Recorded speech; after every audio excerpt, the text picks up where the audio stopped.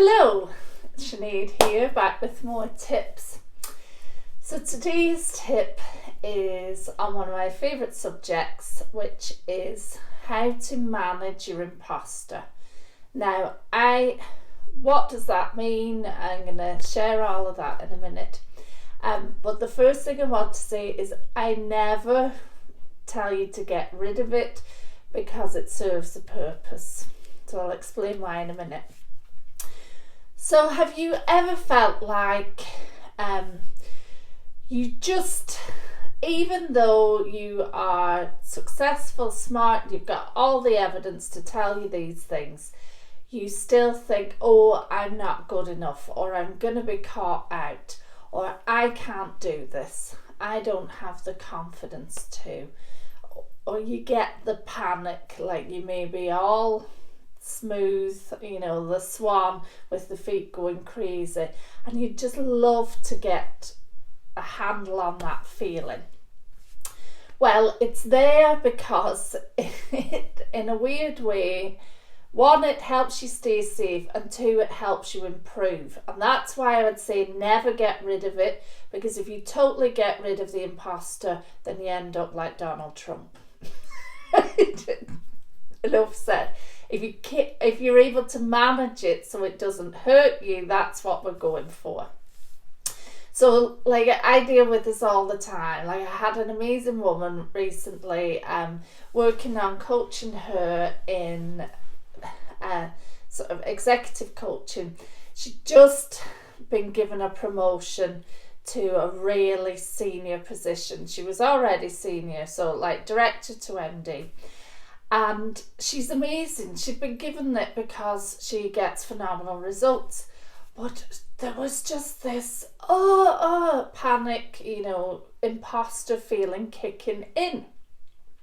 And so it meant that she was second guessing herself, losing her self-belief, not seeing exactly why she got it, kind of thinking, well, why me? I'm not sure that I'm really up to the job, that kind of thing. Even though rationally she knew she was good enough. So what do we want to do about it? Well, of course we want to manage this. This kind of thing can really hold you back.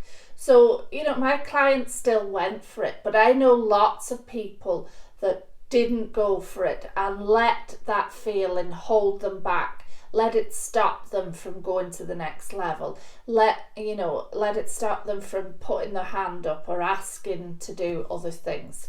So we really want to make sure that's not you. So what do you do? Well, first of all, you have to become aware that you're doing this. So here, you might be a nagging feeling in the tummy. It may be a feeling of fear. It may be a voice saying, oh, you can't do that. Who do you think you are? You're not really good enough for this. They're going to find you out. You've got to tune in to what are the signals that are telling you about this, and hear it for what it is. So remember that this is your brain trying to keep you safe, or in a weird way, maybe challenging you to try harder, to do something different. So what do you do then? So we've heard it, acknowledged it, said, okay, this is what's going on. Well, we have to challenge it with evidence. So it's all about where you put your focus. If you focus on all the things you don't know about a new job or a new project, or when you're asked to present something, of course you're going to go into shutdown, into panic mode. You have to go to yourself, well, actually, I've done stuff like this before. I do know this. What's my evidence that I can do this?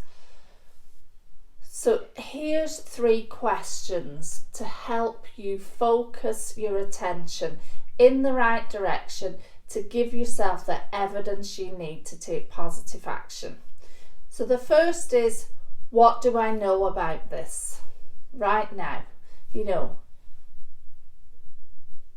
What do I know? Not what am I missing? Not, oh my God, I don't know anything. What do I know? The brain will help you. It will answer this question. Ask yourself, what experience have I like this before? What experience that's the same? What experience that's in the ballpark area? Okay? Challenge yourself to think of that, to remember it. And if it's in an area beyond what you've done before, what can I learn from giving it a go? So those 3 questions put your head in a very different space. What do I already have? What resources have I got to do this already? What experiences can I draw on? What's the evidence that I've done stuff like this before? And then what can I learn from giving it a go? That's giving your brain the permission to be in a growth zone.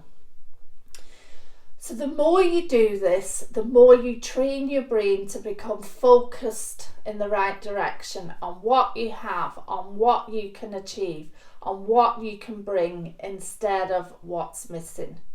And the more you do that, then the better you'll get at it, and the more easily you'll be able to manage the imposter.